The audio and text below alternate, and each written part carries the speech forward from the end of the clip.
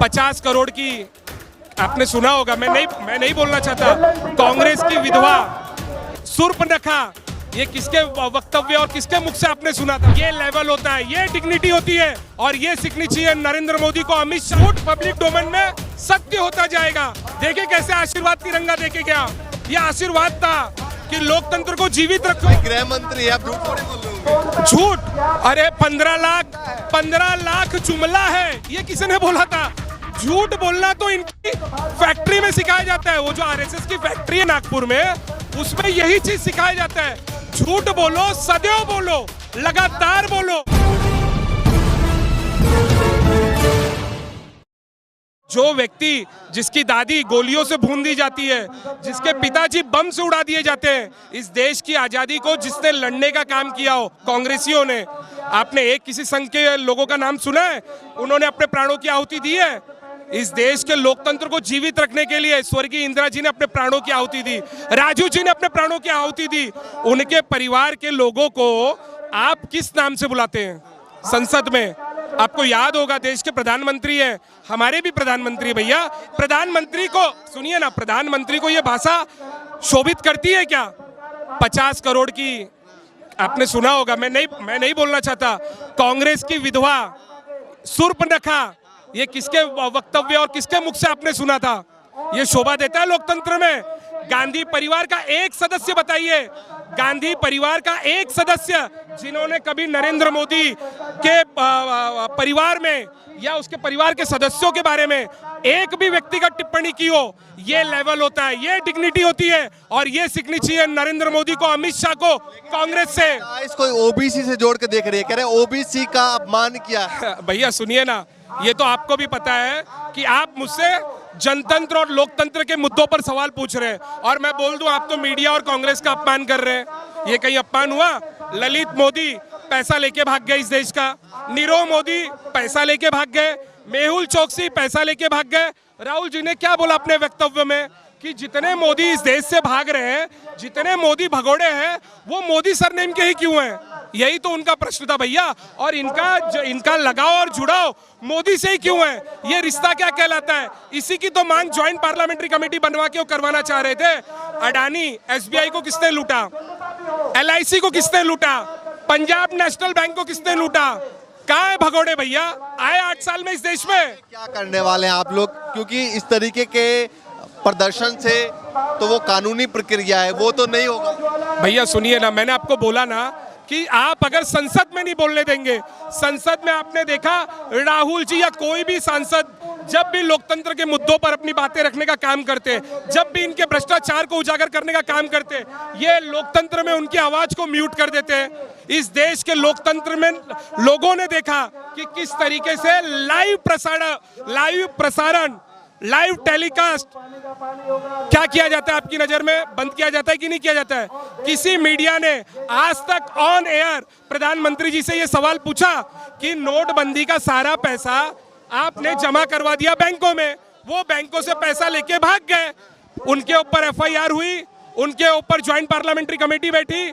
Rafale में अब अंबानी बंधु ने कभी एक कल पुर्जे बनाए थे रक्षा में? भैया आप लोग बताइए, कभी बनाते? आपने सुना था? आप कह रहे हैं सदस्यता रद्द की बात कर रहे हैं, सदस्यता रद्द करके क्या फायदा होगा बीजेपी को? भैया राहुल जी जैसा व्यक्ति को बोलने नहीं दिया जाएगा। 20,000 करोड़ रुपया शेल कंपनी बना के चाइना रूट से आता है और अडानी की कंपनी में इन्वेस्ट होता है। राहुल जी वांट्स कि इसकी डिमांड कर रहे हैं, इसकी जांच होनी चाहिए, ज्वाइंट पार्लियामेंट्री कमेटी बननी चाहिए, ये पैसे कहां से आए और किसके हैं? तो भैया डर गए नरेंद्र। अमित शाह जी कह रहा है पूरा मामला जो है वो कोर्ट में है और खामा का हो हल्ला का। कौन सा मामला कोर्ट में भैया? कौन आने वाला?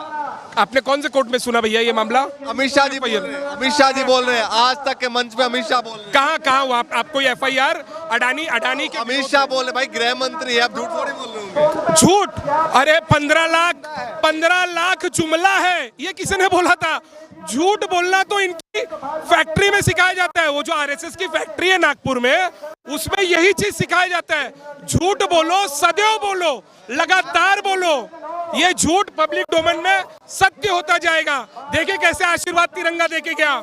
ये आशीर्वाद था कि लोकतंत्र को जीवित रखो। ये देश के जो पूर्वज जिन्होंने इस देश के लोकतंत्र को, इस देश को आजाद कराने में अपने प्राणों की आहुति दी ना, उनका आशीर्वाद सदैव आपके साथ है। इसके लिए राहुल जी ने बोला था डरो मत।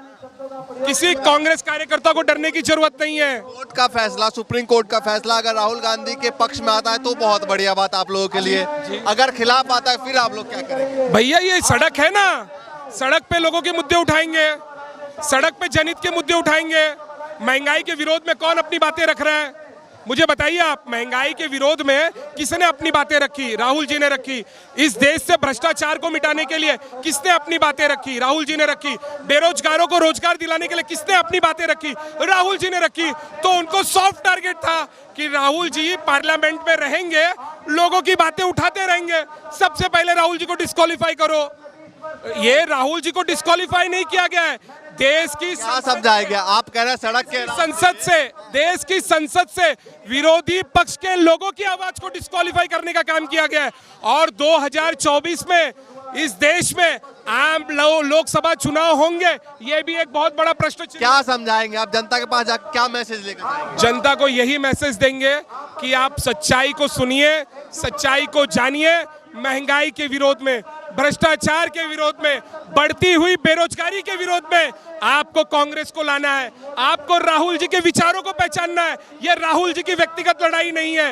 ये राहुल जी की व्यक्तिगत कोई उनकी पर्सनली कोई सोच नहीं है कि मुझे प्रधानमंत्री बनना है इसलिए मैं लड़ रहा हूँ। ये आपके हक की मुद्दों की लड़ाई राहुल जी लड़ रहे भैया, और आपको उसमें उनका साथ देना है, कांग्रेस का साथ देना है। 2024 में क्या लगता है कि विपक्षी पार्टी साथ में आएंगे? जी, जो भी इस विचार को जानता है, मानता है कि लोकतंत्र को सदैव हमें जीवित रखना है, वो सभी पार्टियां हमारे। अखिलेश यादव कह रहे हैं विपक्षी पार्टियों को, विपक्षी दल में छोटे जो दल है, जो क्षेत्रीय दल है, उनको आगे करना चाहिए। भैया सुनिए ना, ये राज्यों का विषय हो सकता है, और लोकसभा में अगर हमारी विचारधारा उनसे मिलती है और वो हमारे साथ आना चाहते तो उनका वेलकम है भैया।